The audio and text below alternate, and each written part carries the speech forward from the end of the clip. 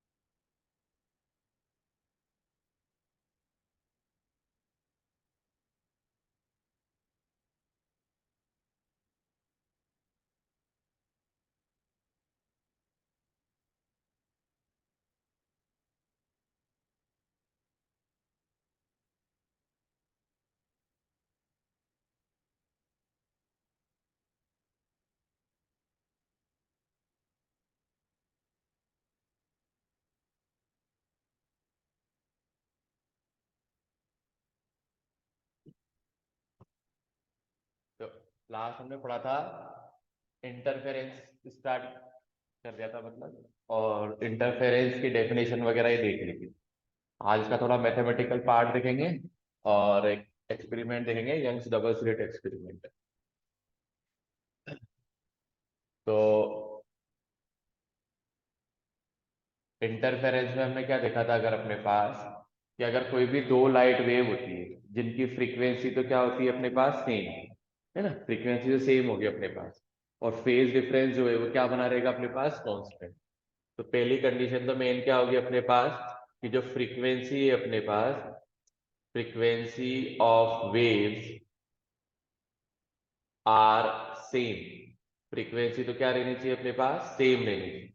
और दूसरा पॉइंट क्या है अपना, कि अगर फेज डिफरेंस जो है अपने पास वो बना रहना चाहिए अपने पास कांस्टेंट, फेज डिफरेंस बदलना नहीं चाहिए। तो जब ये वेव आपस में क्या करती है, सुपर इम्पोज, मिक्स होती है, तो मिक्स होने के बाद क्या होगा आपके पास, नई वेव का प्रोडक्शन है।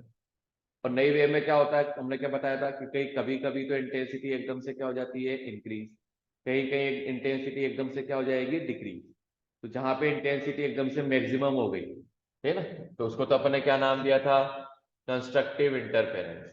कि जब मैक्सिमम इंटेंसिटी मिल जाती है अपन को, मैक्सिमम इंटेंसिटी, तो उसको तो हमने क्या बोला था अपने पास, कंस्ट्रक्टिव इंटरफेरेंस। और अगर इंटेंसिटी मिनिमम मिल जाती है, मिनिमम इंटेंसिटी, तो उस कंडीशन को हमने क्या बोला था अपने पास, डिस्ट्रक्टिव इंटरफेरेंस, डिस्ट्रक्टिव इंटरफेरेंस। अब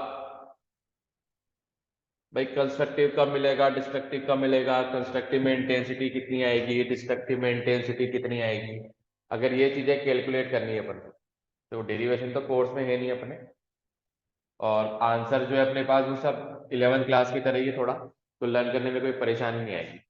अगर अपन ने दो वेव्स ऐसी ली, इफ टू वेव्स आर, किस तरह से ली अपन ने, एक तो ली y1 is equal to a1 sine omega t, और एक सेकंड वेव ली अपन ने y2 equal to a2 sine omega t plus phi.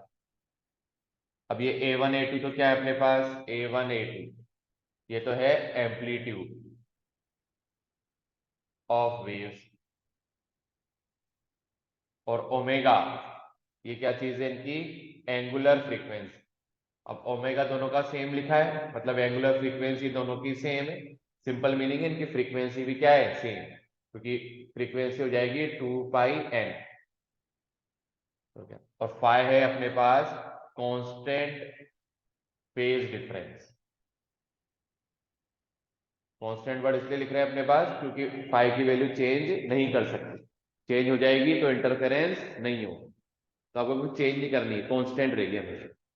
अब जब ये दोनों वेव आपस में क्या होती है, सुपर इम्पोज, मिक्स होती है अपने पास, तो when y1 and y2 are super impose का मतलब मिक्स होगी अपने पास, देन इंटरफेरेंस प्रोड्यूसेस, तो क्या प्रोड्यूस हो जाएगा अपने पास, इंटरफेरेंस होगा भाई। क्यों होगा इंटरफेरेंस, क्योंकि दोनों जो वेव्स हैं उनकी फ्रीक्वेंसी सेम है और दोनों के बीच का फेज डिफरेंस क्या है, हमेशा कांस्टेंट, इसलिए दोनों इंटरफेरेंस करेंगे। अगर दोनों ही इंटरफेरेंस करेंगे अपने पास, तो इंटरफेरेंस में क्या होगा, अपने पास नई वेव मिलेगी अपन को। तो क्या हो जाएगा, the resultant wave in interference, तो जो इंटरफेरेंस में रिजल्टेंट वेव आएगी अपने पास वो कैसी मिलेगी अपन को, वो लिखी अपन ने y equal to capital A sine omega t plus theta. अब कैपिटल ए क्या है, यहाँ कैपिटल ए है अपने पास एम्पलीट्यूड ऑफ रिजल्टेंट वेव, जो रिजल्टेंट वेव मिली अपन को इंटरफेरेंस में, इन इंटरफेरेंस, उसका एम्पलीट्यूड, और थीटा है अपने पास phase difference of resultant wave, क्योंकि इक्वेशन ऐसी होती है तो हमने ऐसे करी, पर ये ए और थीटा में पता तो नहीं है। तो ए का जो फॉर्मूला होता है एम्पलीट्यूड का, रिजल्टेंट एम्पलीट्यूड का फॉर्मूला, रिजल्टेंट एम्पलीट्यूड, तो उसमें कोई लर्न करने में कोई परेशानी नहीं आएगी, क्योंकि आपने फॉर्मूला पहले भी देखा हुआ है, A is equal to root of A1 square plus A2 square plus 2A1 A2 cos five.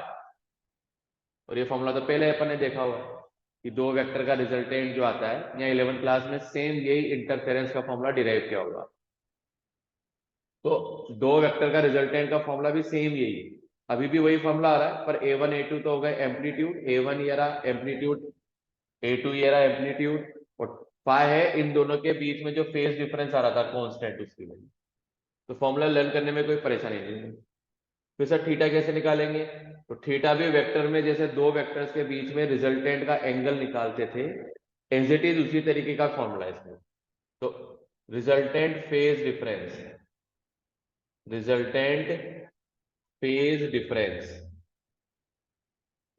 इसको निकालने का फॉर्मूला क्या होता है, इसको निकालने का फॉर्मूला है tan theta is equal to A2 sine phi divide by A1 plus A2 cos phi. बिल्कुल एज इट इज वही फॉर्मूला दिख रहा है इसी तरीके का जैसा कि इसमें आ रहा था अपने पास रिजल्टेंट, दो वेक्टर के रिजल्टेंट। तो ये फॉर्मूला लर्न करने में कोई खास परेशानी नहीं होनी चाहिए दोनों, क्योंकि ये दोनों फॉर्मूले हमने पहले भी देखे हुए हैं, दोनों ही फॉर्मूला जो अपने पास वो पहले से हमने देखे हुए हैं। ठीक है, फिर एक चीज और आएगी इसमें, third intensity, intensity of resultant wave. अब जो भी इंटेंसिटी होती है, इंटेंसिटी वो डायरेक्टली प्रोपोर्शनल होती है किसके, स्क्वायर ऑफ एम्पलीट्यूड, जो एम्पलीट्यूड है हमारा उसके स्क्वायर के क्या होगी, डायरेक्टली प्रोपोर्शनल। इसका मीनिंग क्या है कि अपन ऐसा लिख सकते हैं भाई कि I1 प्रोपोर्शनल है किसके, प्रोपोर्शनल है A1 स्क्वायर। तो इसका मतलब I1 की वैल्यू आप लिख सकते हो कोई कांस्टेंट के इंटू A1 स्क्वायर। ऐसे ही हम I2 क्या लिख सकते हैं अपने पास, कोई भी कांस्टेंट के इंटू A2 स्क्वायर। ऐसे ही सिर्फ I रिजल्टेंट की इंटेंसिटी वो लिख सकते हैं K इंटू A स्क्वायर, क्योंकि I प्रोपोर्शनल है A के, तो I प्रोपोर्शनल है A स्क्वायर के अगर आपके पास, तो I1 की वैल्यू, I1 की जो वैल्यू है अपने पास वो तो कितनी आ जाएगी आपके पास, K1 स्क्वायर, I2 की वैल्यू आ गई K2 स्क्वायर, I3 की वैल्यू I की वैल्यू आ गई KA स्क्वायर। अब यहाँ पे अपन क्या, अभी जैसे एक फॉर्मूला देखा अपन ने कि भाई A स्क्वायर, इसका स्क्वायर कर दूं अगर, तो ये इक्वल होगा A1 square plus A2 square plus 2A1 A2 cos जो भी एंगल बन रहा है, कितना बन रहा है एंगल फाइव। ए का स्क्वायर, ए का स्क्वायर अगर यहां से आप देखो तो आ जाएगा आई बाय के, आई डिवाइड बाय के।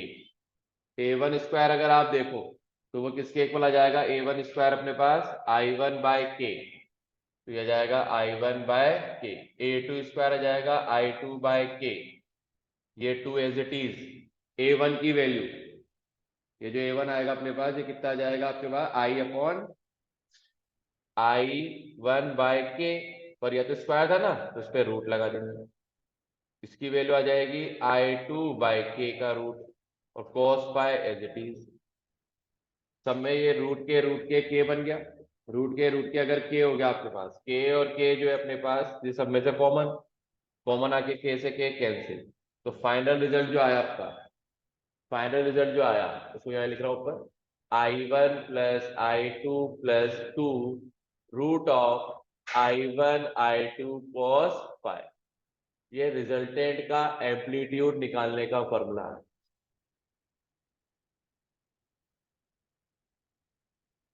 तो ये आ गया हमारे पास, दो वेक्टर अगर अपने पास होते तो रिजल्टेंट ये आता, तो उसी तरीके का एम्पलीट्यूड का फॉर्मूला आ गया। दो वेक्टर के बीच में जो रिजल्टेंट का एंगल निकालते हैं वो अपने आप फेज डिफरेंस निकालने का फॉर्मूला आ गया। इंटेंसिटी का फॉर्मूला थोड़ा नया सा है, पर है इसी पैटर्न का, इसलिए दिक्कत तो होगी नहीं। तो मैंने आपको दिखा भी दिया कैसे है। तो इसका मतलब क्या है, अगर आपके पास कि जो कोई भी वेव है आपके पास दो, जिनकी फ्रीक्वेंसी सेम और फेज डिफरेंस कांस्टेंट रहता है, तो वो आपस में क्या करेंगे, इंटरफेरेंस। और आफ्टर इंटरफेरेंस जो वेव प्रोड्यूस होगी उनकी आप इक्वेशन जो है एम्पलीट्यूड का, थीटा निकालना है, फेज डिफरेंस और इंटेंसिटी, वो इन फॉर्मूला से डिराइव कर। इसके बाद हमने देखा भाई जब भी इंटरफेरेंस हो रहा है तो दो पार्ट मिलेंगे उसको, जिसमें पहला कौन सा है हमारे पास, कंस्ट्रक्टिव। अब कंस्ट्रक्टिव तब होता है जब आई की वैल्यू मेरे को मैक्सिमम मिल जाए, या ऐसा बोल सकता हूं कि मैं ए की वैल्यू क्या लिख लूं, मैक्सिमम। कि भाई अगर आपको आई और ए मैक्सिमम मिल जाएगा तो उस कंडीशन को हम क्या बोलते हैं, रेजो ओ सॉरी कंस्ट्रक्टिव।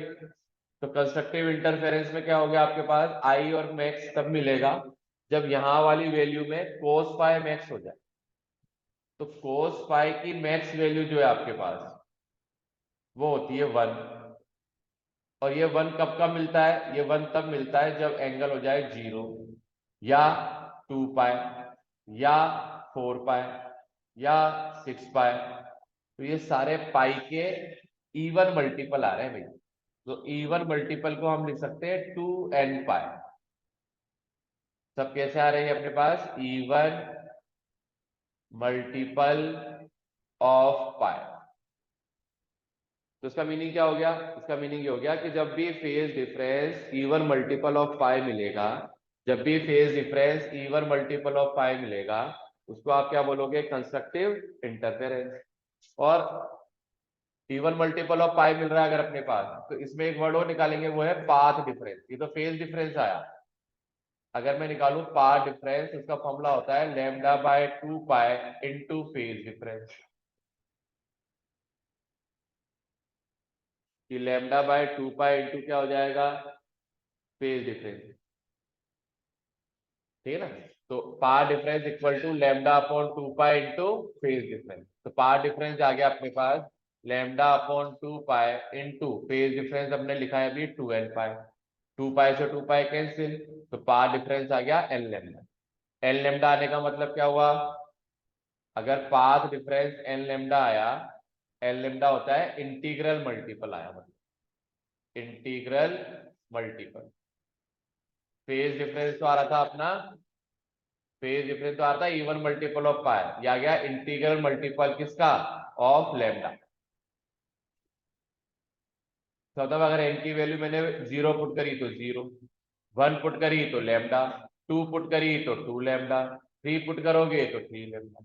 तो एक तरह से ये दोनों कंडीशन हो गई कि भैया कंस्ट्रक्टिव इंटरफेरेंस कब होगा, इसकी कंडीशन आ गई ये दोनों।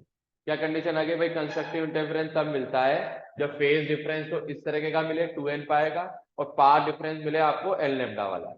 तो अगर इस तरह से आपको फेज डिफरेंस और पाथ डिफरेंस मिल जाएगा दो वेव्स का, तो उस कंडीशन में हमेशा क्या मिलेगा आपको, कंस्ट्रक्टिव इंटरफेरेंस। ठीक है ना, ये पार्ट आपको ध्यान रखना।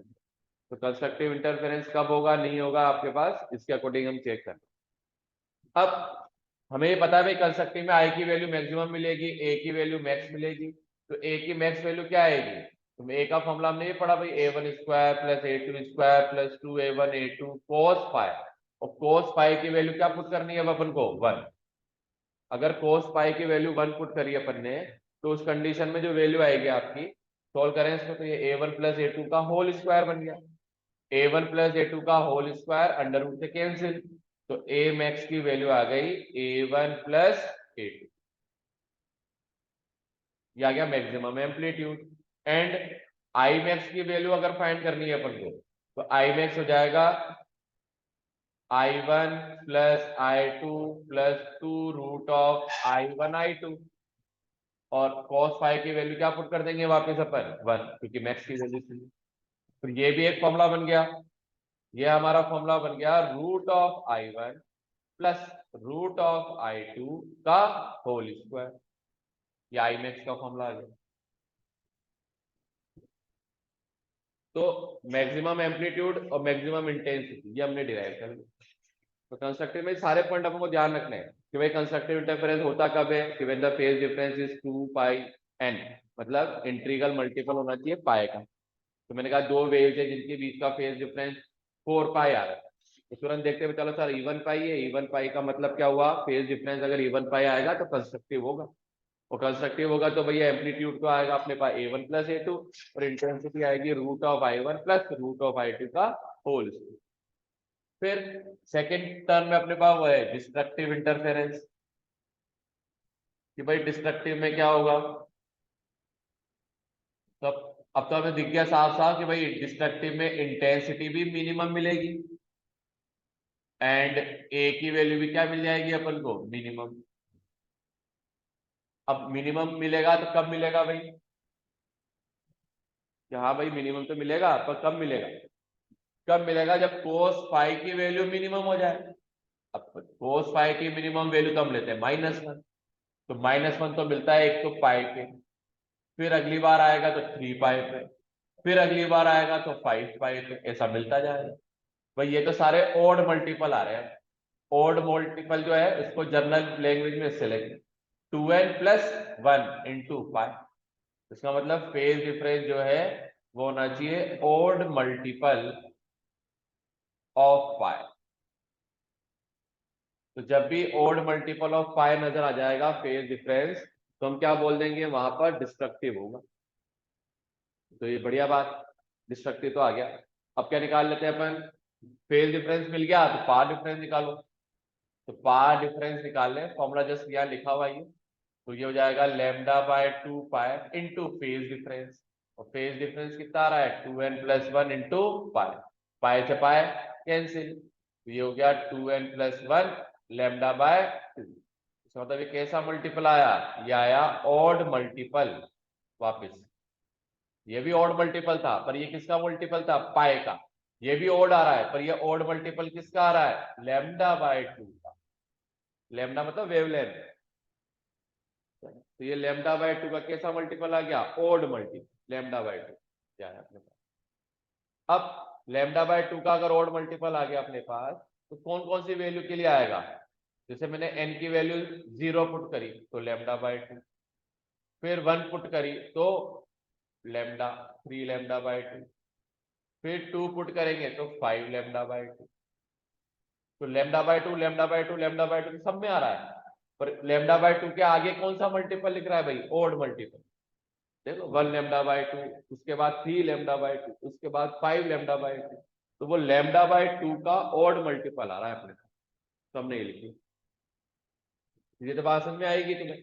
आगे तो फिर इसमें जो वैल्यू आएगी ए की वैल्यू आएगी मिनिमम। फॉर्मूला इसी तरीके का root of a1 square plus a2 square plus 2a1 a2, और cos फाइव की वैल्यू जो फॉर्मूला आ रहा था अपने पास, तो cos फाइव की वैल्यू कितनी पुट करनी है यहाँ पर, माइनस, और -1 लिखेंगे तो ये तो a1 माइनस a2 का होल स्क्वायर बन गया, a1 माइनस a2 का होल स्क्वायर, और स्क्वायर से अंडर रूट क्या हो गया फिर कैंसिल।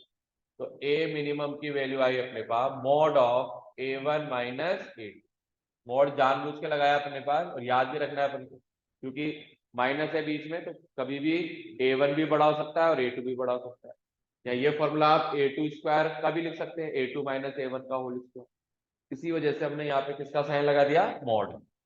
ऐसे ही ये तो इंटेंसिटी आई, सॉरी एम्पलीट्यूड आया, इंटेंसिटी फाइंड करनी है आई मिनिमम, तो सेम इसी तरीके से हो जाएगा I1 plus I2 plus 2 root of I1 I2 और cos फाई की वैल्यू -1। वापिस ये एक फॉर्मूला बन गया अपना, ये फॉर्मूला बन गया √of I1 minus √of I2 का होल स्क्वायर। इसमें स्क्वायर आ रहा है तो मैग्नीट्यूड जो है मॉड लगाने का कोई जरूरी नहीं। तो ये हमने देख लिया भाई कंस्ट्रक्टिव इंटरफेरेंस और डिस्ट्रक्टिव इंटरफेरेंस कब होगा, उसमें मैक्सिमम और मिनिमम एम्पलीट्यूड कितने आएंगे, मैक्सिमम और मिनिमम इंटेंसिटी कितनी आएगी दोनों। तो ये पार्ट अपन को मैथमेटिकली सब बातें ध्यान रखना। कभी कोई क्वेश्चंस वगैरह आएंगे इनमें, है ना, ऑब्जेक्टिव में पूछ सकते हैं इसे अपने पास, कि अगर आपको इंटेंसिटी जो है अपने पास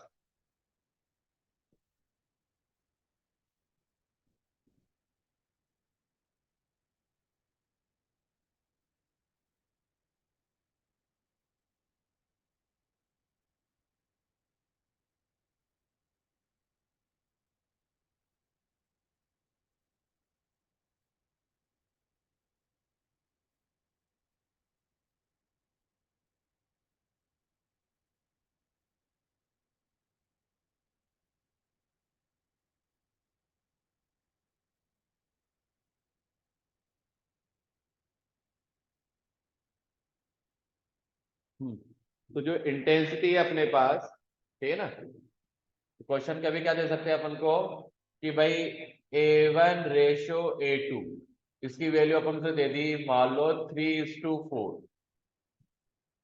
A1:A2 अपन को कितना दे दिया, 3:4 दे दिया। और हमसे क्या पूछ लिया कि बताओ I max divide by I minimum कितना आएगा।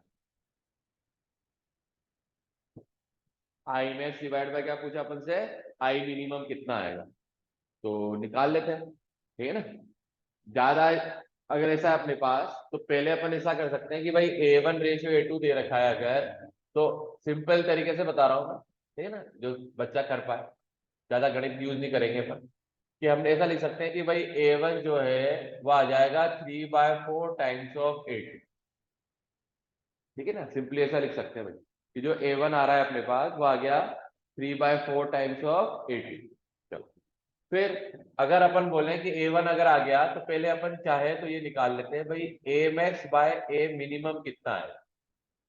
तो A मैक्स का फॉर्मूला होता है भाई A1 प्लस A2, और A मिनिमम का फॉर्मूला होता है mod of A1 minus A2।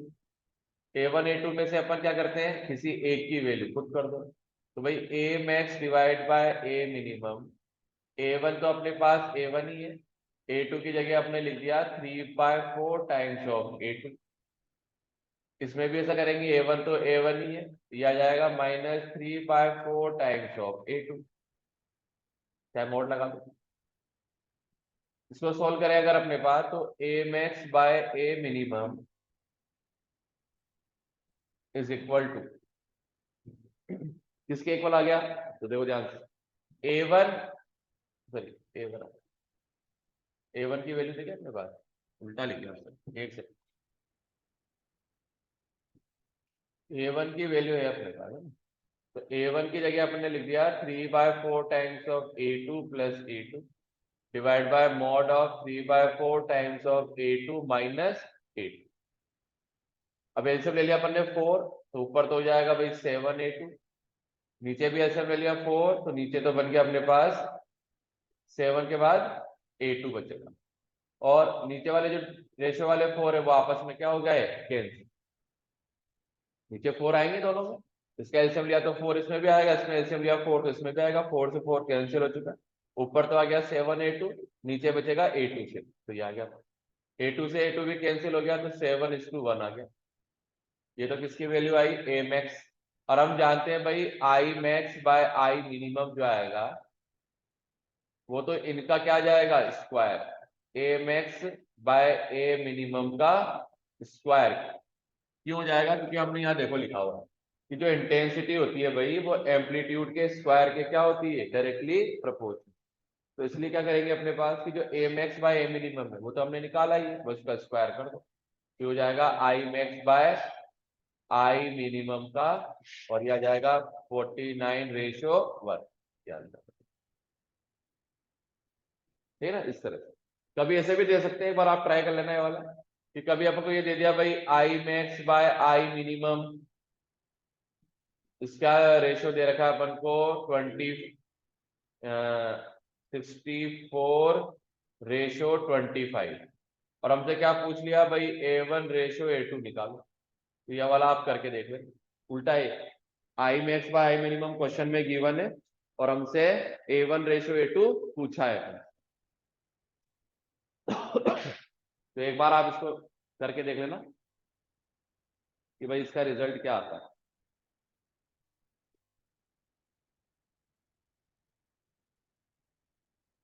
तो ये हमने मैथमेटिकल एनालिसिस चेक कर लिया अपने पास कि भाई जब इंटरफेरेंस होगा तो मैथमेटिकली आप कैसे इंटेंसिटी निकालोगे, एम्पलीट्यूड निकालोगे, फेज डिफरेंस निकालोगे, इन सबको कंस्ट्रक्टिव कब होगा भाई, डिस्ट्रक्टिव कब होगा भाई, ये सारी चीजें हमने डिराइव कर लिया। अब अपन ये देखेंगे भाई कि ये तो हो गया प्रैक्टिकली कैसे किया। तो प्रैक्टिकली करने के लिए एक साइंटिस्ट था यंग, तो उसने क्या करा, एक एक्सपेरिमेंट किया भाई, उसका डबल स्लिट एक्सपेरिमेंट। उस एक्सपेरिमेंट को थोड़ा देखते हैं अपन, इस एक्सपेरिमेंट में था क्या, और उस एक्सपेरिमेंट से उसने क्या क्या डिराइव किया अपने पास। वापस वही डेरिवेशन, वापस का कोर्स में नहीं है, पर जो जो भी टॉपिक आएंगे इसमें उसमें अपन उनके फॉर्मूलाज लिखते हुए चलेंगे। तो अपन को अब यही देखना है कि भाई यंग्स डबल स्लिट एक्सपेरिमेंट क्या होता है, उस एक्सपेरिमेंट जो है अपने पास उससे उसने क्या क्या डिराइव कर लिया।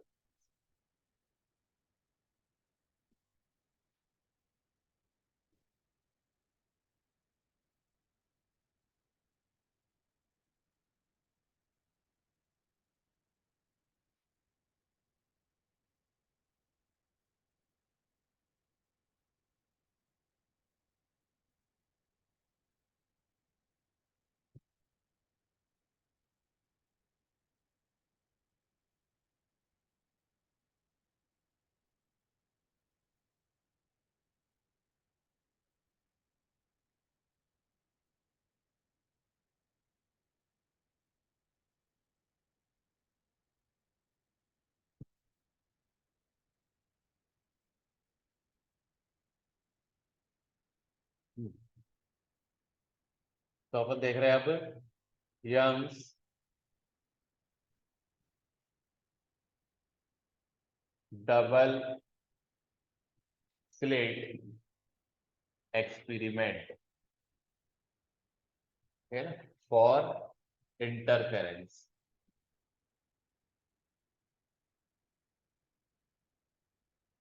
तो इंटरफेरेंस जो है अपने पास उसमें जो यंग्स डबल स्लिट एक्सपेरिमेंट है उसमें क्या होगा, ठीक है।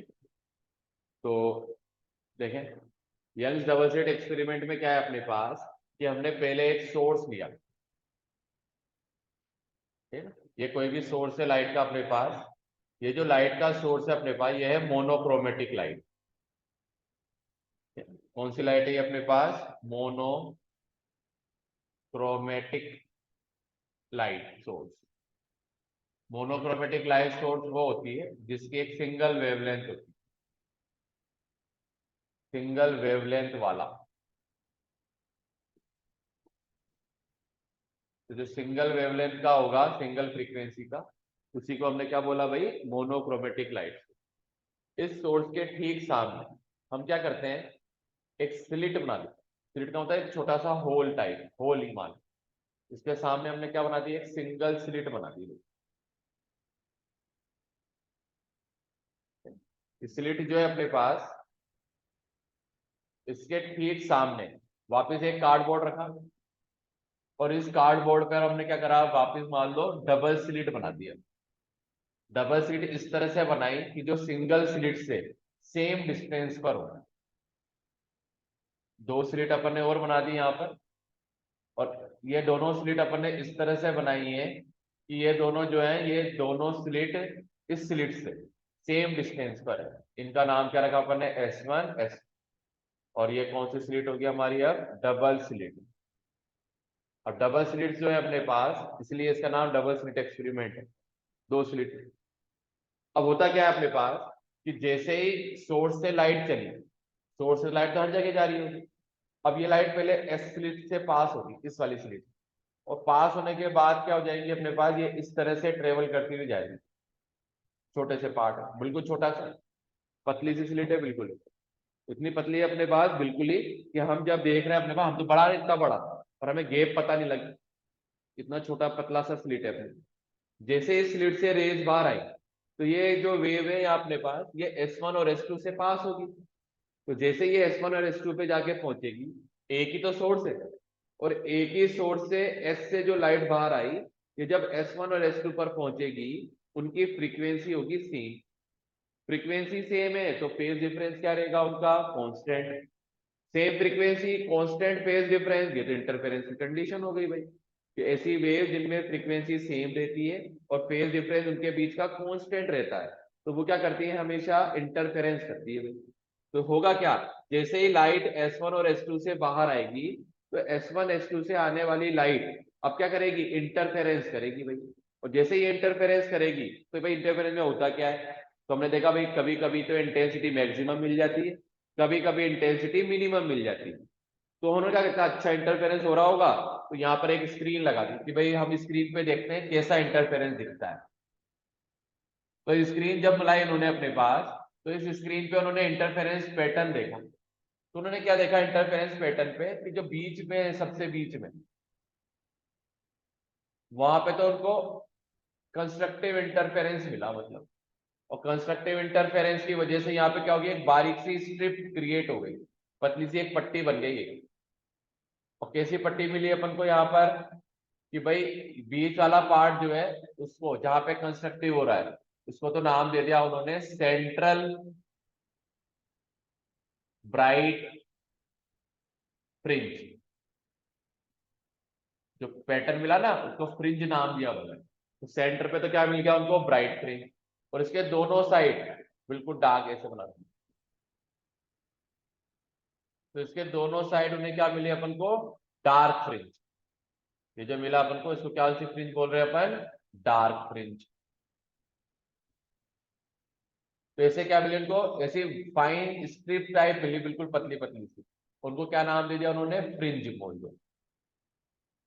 और ये जब फ्रिंजेस मिली, पैटर्न देखा उन्होंने, ऑब्जर्व किया प्रैक्टिकली, तो उन्होंने कहा कि भाई ये जो फ्रिंजेस मिल रही है ना, ये अल्टरनेट फॉर्म में मिलती जा रही है, कि एक बार तो डार्क मिल रही है, फिर एक बार ब्राइट मिल रही है, फिर एक बार डार्क मिल रही है, फिर एक बार ब्राइट मिल रही है। इस तरह से ये फ्रिंजेस दोनों साइड ऐसे पूरी बन जाती, जैसे फिल कर देना पूरा आपने।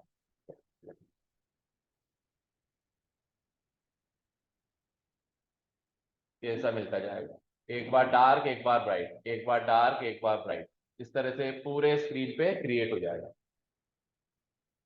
ऐसा क्रिएट होने लग जाएगा। और इनको अल्टरनेटिवली हमने नाम देते गए, कि भाई डार्क ब्राइट मिलता जा रहा है अपन को, तो हम नाम भी देते गए इनके इसी तरीके से, तो ऐसे फ्रिंजेस बन गया अपने पास।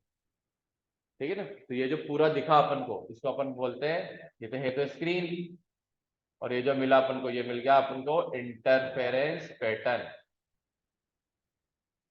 ये हमें इंटरफेरेंस पैटर्न नजर आ गया।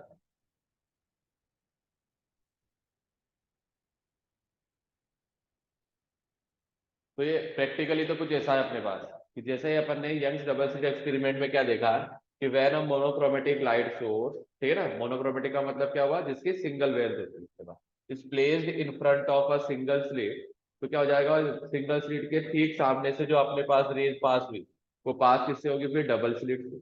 डबल स्लिट में जब लाइट इंसिडेंट हुई, तो वो कोहेरेंट सोर्स की तरह बिहेव करेगा, कि S1 S2 जो है वो किसकी तरह बिहेव करेगा, हमारा कोहेरेंट सोर्स। कोहेरेंट सोर्स में क्या होता है, कि उनसे जो लाइट प्रोड्यूस होती है, उनकी फ्रीक्वेंसी तो होती है सेम, और फेज डिफरेंस क्या रहता है उनके बीच में, कांस्टेंट। तो जब ये इंटरफेरेंस जैसे होगा इनके बीच में अपने पास, तो इंटरफेरेंस में होता क्या है, कि इंटरफेरेंस पैटर्न में कभी कभी तो मैक्सिमम इंटेंसिटी मिलती है, कभी कभी मिनिमम इंटेंसिटी मिलती है। जहां मैक्सिमम इंटेंसिटी मिली, वो हुआ ड्यू टू कंस्ट्रक्टिव इंटरफेरेंस, और जहां इंटेंसिटी मिनिमम मिली, वो मिला ड्यू टू डिस्ट्रक्टिव इंटरफेरेंस। तो हमें कैसा दिखता होगा ये? तो उन्होंने कहा कि भाई आप जब प्रैक्टिकली परफॉर्म कर रहे हो तो जो स्क्रीन है उस स्क्रीन पे क्या होगी, एकदम बारीक बारीक सी स्ट्रिप नजर आएगी आप, और वो जो बारीक बारीक सी स्ट्रिप नजर आ रही है उनको अपन ने क्या नाम दिया? फ्रिंजेस। वो जो फ्रिंजेस हमें मिली अपने पास, वो सेंटर पे तो क्या मिलेगी अपन को? ब्राइट फ्रिंज मिलेगी। ब्राइट का मतलब वहां पे मैक्सिमम इंटेंसिटी होगी, है ना। ब्राइट फ्रिंज का मीनिंग क्या है अपने पास? ब्राइट फ्रिंज, इसका मीनिंग क्या है अपने पास? इसका मीनिंग है मैक्सिमम इंटेंसिटी। और ये जो मैक्सिमम इंटेंसिटी मिली, ये क्यों मिली? Due to constructive interference. कि भाई वेव्स के बीच में जो कंस्ट्रक्टिव इंटरफेरेंस हो रहा है उसकी वजह से ऐसा हुआ है। और ऐसे डार्क फ्रिंज जो मिली अपन को, डार्क फ्रिंज, वो क्यों मिली? वो मिली अपने पास, पहली बात तो यह लिखना है, मिनिमम इंटेंसिटी होगी वो, है ना। और यंग डबल स्लिट एक्सपेरिमेंट में तो डायरेक्ट भी बोल सकते हैं, वो इंटेंसिटी कितनी आएगी? 0। ठीक है? और ये होता क्यों है भाई? ये होता है ड्यू टू डिस्ट्रक्टिव इंटरफेरेंस, कि जो हमारा डिस्ट्रक्टिव इंटरफेरेंस हो रहा है उसकी वजह से मिलेगा। ठीक है, तो ये तो हमने एक्सपेरिमेंटली जो बात देखी उसके पार्ट हमें ध्यान रखना। अब थोड़ा इसको अपन अलग तरीके से एक डायग्राम बना रहे हैं कि अगर हमने क्या लिया, यहाँ पे हमारा स्लिट था, उसको नाम दे दिया, मान लो सोर्स था एस। चलो, इससे सेम डिस्टेंस पर, मान लो आपके पास सेम डिस्टेंस पर हमने यहाँ पे दो और स्लिट बना दिया थी। ये इसका नाम रखा अपन ने S1 और इसका नाम क्या रखा? S2। अब जब S से लाइट प्रोड्यूस होके S1 S2 पर पहुंचेगी तो इनसे प्रोड्यूस होने वाली जो वेव्स होंगी वो दोनों होंगी सेम फ्रीक्वेंसी पे और कांस्टेंट फेज डिफरेंस पे। और हमने यहाँ पे सामने क्या लगा रखी है? स्क्रीन। तो ये तो बिल्कुल सेंटर वाली लाइन होगी, इसको हमने बोल दिया O। तो जो लाइट S1 से O पर जाएगी और जो लाइट S2 से O पर जाएगी, उनके बीच में फेज डिफरेंस जो आएगा वो आएगा कितना? 0। 0 फेज डिफरेंस आएगा अगर अपना, तो यहाँ साइड में लिखना है, द लाइट रेज या waves reaches at centre O। तो जो लाइट S1 S2 चली और O पे, the light waves reaches at centre O from S1 and S2 have path difference of lambda. उनके बीच का पाथ डिफरेंस कितना हो गया? लैम्डा का। और पाथ डिफरेंस अगर लैम्डा है तो अभी हमने देखा था, जब path difference lambda, 2 lambda, 3 lambda, 5 lambda ऐसा होगा, है ना। पाथ डिफरेंस सॉरी 0 0 0 लैम्डा ये सब पाथ डिफरेंस होता है, तो उस कंडीशन में कंस्ट्रक्टिव इंटरफेरेंस होता है। That is at centre constructive interference occurs and central bright fringe form। bright fringe form, और सेंटर पे कैसी फ्रिंज मिलेगी हमें? ब्राइट फ्रिंज मिलेगी। तो ये तो बात कंफर्म हुई कि भैया सेंटर वाली जो फ्रिंज मिलती है अपन को वो मिलती है ब्राइट। फिर इसके बाद हमने क्या माना कि भाई यहां से और जगह भी तो कोई ना कोई फ्रिंजेस मिलेगी। तो सेकंड पॉइंट क्या रखना है? Either side of central bright fringe, central bright fringe जो है आपके पास उसके दोनों साइड, है ना, alternatively dark and bright fringes are form. तो सेंट्रल ब्राइट फ्रिंज जो है उनके दोनों साइड में आपको अल्टरनेटिवली अब डार्क और ब्राइट फ्रिंजेस मिलती जाएगी, पर कहाँ पे क्या मिलेगा इसका पता नहीं है मेरे को। देखो सेंटर पे तो हमें मिल गया ब्राइट, उसका नाम क्या रख दिया अपन ने, सेंट्रल ब्राइट। पर हमें क्या पता है भाई, इसके दोनों साइड डार्क और ब्राइट मिलेंगे, पर कहाँ पे क्या मिलेगा नहीं पता। नहीं पता तो अपन ने मान लिया भाई यहाँ पे मेरे को nth फ्रिंज मिली कोई भी नंबर की, जिसकी यहां से डिस्टेंस है yn। कितनी डिस्टेंस है अपने पास y। तो हमने क्या कहा कि if nth fringe is obtained at distance yn from central maximum। Central maximum जो है यहाँ ब्राइट फ्रिंज, सेंट्रल मैक्सिमम या ब्राइट फ्रिंज जो है उससे yn डिस्टेंस पे मेरे को क्या मिल रही है, nth नंबर की फ्रिंज मिल रही है। तो अगर ये ब्राइट फ्रिंज होगी, ठीक है ना, अगर ये nth fringe, nth bright fringe है, अगर nth नंबर की कौन सी फ्रिंज आई, ब्राइट फ्रिंज, तो भाई nth नंबर की ब्राइट फ्रिंज कब मिलेगी अपन को, तो तब मिलेगी जब पोजीशन ऑफ yn, इसकी वैल्यू होती है स्मॉल n। एक बात और देख लो, इन दोनों स्लिट के बीच की डिस्टेंस तो है स्मॉल डी। जो हमने यहाँ पर वेव यूज कर रखी है उसकी वेवलेंथ अपन मान रहे हैं लैम्डा, और स्क्रीन और स्लिट के बीच की डिस्टेंस है अपने पास डी। तो भाई वाई एन ब्राइट फ्रिंज तब मिलेगी जब वाई एन की वैल्यू हो जाए n lambda capital D by small d, ठीक है ना। nth नंबर की जो फ्रिंज मिलेगी अगर वो ब्राइट है, तो ब्राइट के लिए इसको शॉर्ट में जाते हैं बी लिख देते हैं। तो ब्राइट फ्रिंज तब मिलेगी जब वाई एन की वैल्यू क्या हो जाएगी, L lambda capital D by small D, और तब मिलेगी जब पाथ डिफरेंस, तो अभी निकाला है अपन ने क्या होना चाहिए हमारा, एल लैम्डा। तो ये दो पॉइंट ध्यान रखने भाई अपन कि भाई ब्राइट फ्रिंज की कंडीशन क्या है, कि भाई ब्राइट फ्रिंज तब मिलेगी जब पोजीशन की वैल्यू तो आ जाए L lambda capital D by small D, और पाथ डिफरेंस जो है तो अभी हमने डिराइव किया था कितना आ जाए, एल लैम्डा।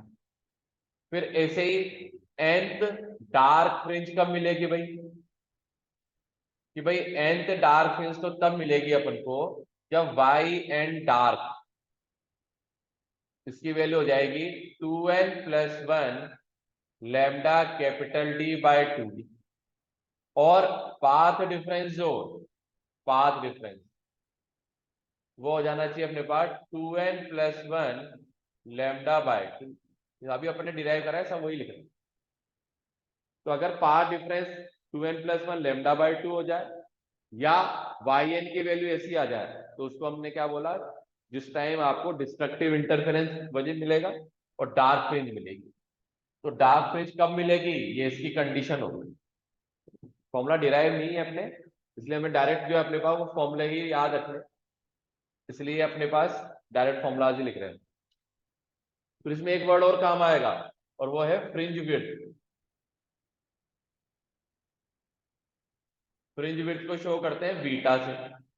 अब फ्रिंज विड्थ क्या होता है, फ्रिंज विड्थ सिंपल क्या है अपने पास, ये है डिस्टेंस, यहां से लिख देता हूं अपने पास पहले तो, कि ये है विड्थ ऑफ डार्क और ब्राइट फ्रिंज, कि भाई जो डार्क फ्रिंज और ब्राइट फ्रिंज है उनकी विड्थ। और होता क्या है कि बीटा से शो कर रहे हैं ना अपन, कि बीटा डार्क बराबर आता है किसके, बीटा ब्राइट के। मतलब दोनों फ्रिंजों की विड्थ सेम है, अलग अलग नहीं है। अलग अलग नहीं है, अगर सेम ही आ रही है अपने पास तो जो बीटा आएगा डायरेक्ट लिख रहे हैं, उसका फॉर्मूला होता है lambda capital D by small D. ये तो तब है कि when experiment perform in air, जब एक्सपेरिमेंट हम कहाँ परफॉर्म कर रहे हैं, एयर में। और अगर मीडियम की बात करें, चाहे तो उसको बीटा एयर लिख लो, और अगर मीडियम की बात करेंगे बीटा एम, तो फॉर्मूला हो जाता है lambda capital D by mu D, है ना। इसका मतलब ये हो जाएगा beta air by mu. Medium, और बीटा एयर जो अब आएगा अपने पास, ठीक है ना, ऊपर लिख दो कि अगर मीडियम की बात करेंगे अपने पास, in medium of refractive index mu, तो म्यू अगर रिफ्रैक्टिव इंडेक्स है तो बीटा मीडियम, इसकी वैल्यू आ जाएगी lambda capital D by mu small D, और lambda capital D by small D ये तो बीटा एयर है, तो इसको अपन लिख सकते हैं बीटा एयर बाय म्यू, ये मीडियम में आ गया। तो ये हमने मेन चीजें जो है ये यंग्स डबल स्लिट एक्सपेरिमेंट में ये डिराइव कर ली। तो इन पॉइंट्स का अपन को ध्यान रखना है कि भाई ब्राइट फ्रिंज कहाँ मिलेगा, उसकी पोजीशन कैसे निकालोगे आप, तो n lambda capital D by small d, lambda wavelength है, कैपिटल डी है स्क्रीन और स्लिट के बीच की डिस्टेंस, स्क्रीन और स्लिट के बीच की डिस्टेंस ये है डी, और दोनों स्लिट के बीच की डिस्टेंस है स्मॉल डी। तो ये है अपने पास सारी कैलकुलेशन वाला पार्ट है। इसमें साफ नजर आ रहा है भाई बीटा जो है डायरेक्टली प्रोपोर्शनल है लैम्डा के, इसका मतलब लैम्डा बढ़ेगा तो बीटा बढ़ेगा। लैम्डा रेड कलर की सबसे ज्यादा होती है, वायलेट की सबसे कम, तो फ्रिंज विड्थ भी रेड कलर की सबसे ज्यादा मिलेगी और वायलेट कलर की फ्रिंज विड्थ क्या मिलेगी, सबसे कम। फिर बीटा डायरेक्टली प्रोपोर्शनल है कैपिटल डी, इसका मतलब स्क्रीन जितनी दूर होगा फ्रिंज विड्थ भी उतनी क्या मिलेगी हमें, ज्यादा। थर्ड, बीटा इनवर्सली प्रोपोर्शनल है स्मॉल डी, इसका मतलब बी डी की वैल्यू जितनी कम होगी फ्रिंज विड्थ उतनी ही ज्यादा होगी। मतलब ये दोनों स्लिट एक दूसरे के जितने पास पास होंगे यहाँ पे जो फ्रिंजेस मिलेगी वो उतनी ही स्पष्ट निकाल आएगी, बड़ी बड़ी नजर आएगी आप, ठीक है। फोर्थ, मीडियम पे डिपेंड कर रहा है। मीडियम पे डिपेंड करने का मतलब क्या है कि व्हेन एक्सपेरिमेंट परफॉर्म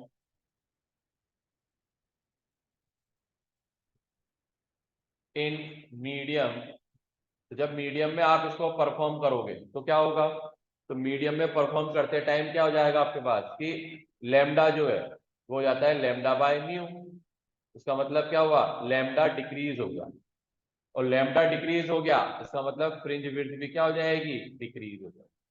तो बीटा मीडियम छोटा होता है किससे, बीटा एयर से, मतलब मीडियम में विड्थ जो है वो क्या हो जाती है, डिक्रीज हो जाती है, ठीक है। तो ये फ्रिंज विड्थ और फ्रिंजेस से रिलेटेड पॉइंट्स हमें ध्यान रखना। तो ये हमने थोड़ा यंग्स डबल स्लिट एक्सपेरिमेंट के बारे में चेक किया, उसका देख लें, फिर आगे का लेक्चर फिर कल है।